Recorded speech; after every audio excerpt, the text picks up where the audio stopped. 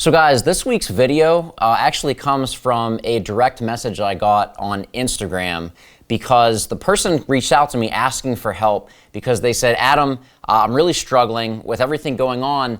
Life's just not turning out how I thought it would.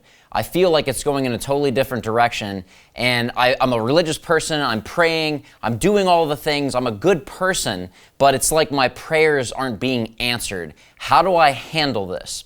So I want to address this question with a story, and this story actually comes from the wonderful world of country music. Now, there was a guy who was in high school, and like most guys in high school, he had a crush. He had a crush hard for this girl who was so popular and everyone wanted to be with her, but the problem was he was not popular. He was actually invisible. She didn't even know his name. She didn't know he even existed. And it was his determined goal to at least have acknowledgement that he existed in this girl's eyes. But to his own avail, with lack of courage, and just as high school cliques went, they graduated and nothing ever happened. Now, here's where the story gets interesting. This young man went on to become extremely successful, selling record deals, breaking records, and rocking stages of not hundreds, not thousands, not tens of thousands, but concerts of hundreds of thousands of people. This man's name was Garth Brooks. And here's what ended up happening. This guy that you all probably have heard of went on to become one of the best singers in our history, okay? And the funny thing was, with all his fame and fortune and everything he's done, he had a high school reunion that was coming up. And he was very excited because he knew that this time that girl would know exactly who he was and he finally would be seen. So he went to his high school reunion, and of course, she knew who he was. So his magical dream came true, and he got to go on a date with this girl. Shortly after, he wrote a very famous song known as Thank God for Unanswered Prayers. Here's what happened. In his mind, he had this kind of picture of what he thought she would be like, and this extraordinary woman, this perfect match, all that stuff that was ingrained from way back in high school.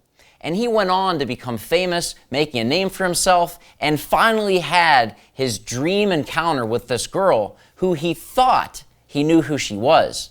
But it turns out she was nothing he would ever have been interested in. So he wrote a song all about this, Thank God for Unanswered Prayers, which went on to be a record hit and a song that still plays on the radio to this day. The reason I want to tell this story to you guys is to give you a glimmer of hope that while you might be praying and doing everything necessary and saying like, God, why are you not giving me what I want? The reason is that God might not be giving you what you want because He's giving you what you need. Now, I'm not a preacher, I'm not anything like that, but what I am is a student of life and a Christian. And I can tell you from personal experience, I've had so many situations where I would pray and beg and plead and even get angry with God for not listening to me, for what I so desperately wanted and at the time thought was in my own best interest. But to no avail, nothing happened. As time went on, I realized that what I had wanted was actually not just not good for me, but toxic, and would actually take me away from my path of my purpose that was my God-given gift. One thing to realize is if you're not getting what you want, it might be because it's not what you need. You've probably heard before that hindsight is 20/20, and it is so freaking true. So this message hopefully answers your question, my friend, who DM'd me on Instagram asking me, how do you handle rejection with wanting to get where you're going with your career, your endeavor, whatever that might be? And the answer is, it might just be the best blessing you never had. It might be that you have to thank God for unanswered prayers. I hope you guys are having an awesome week, despite everything going on, staying strong and focusing on the future, because it's not about wishing, it's about doing. You need to show up, you need to take responsibility for your own life and put in the action. Because while faith is important, God favors the bold in that faith is not saying, Jesus, take the wheel. It's saying, Jesus, take the wheel, but you've got to be the one to put your foot on the gas. God bless, go forth, be great, and dispense your full potential. Love you guys.